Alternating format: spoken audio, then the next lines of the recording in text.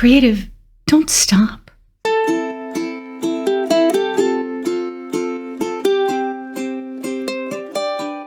I know this is hard.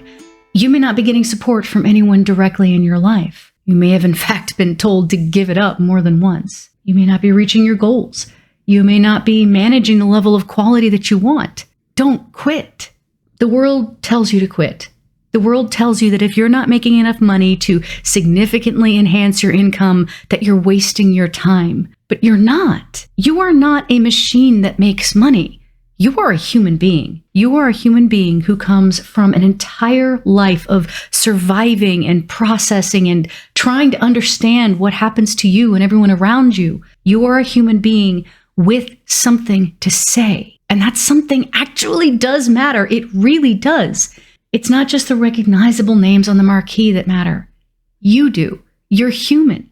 All of us matter to one another. And your art is a very big part of who you are and how you matter to other people. I know it's hard when you're creating things and you have this vision and your skill isn't quite there yet and you can't quite pull it off and maybe everybody around you just thinks it's silly. I know, I have been there, but you are not alone. And what you have to tell through your art does matter. Yes, even if it's just fan art, even if it's just goofing around.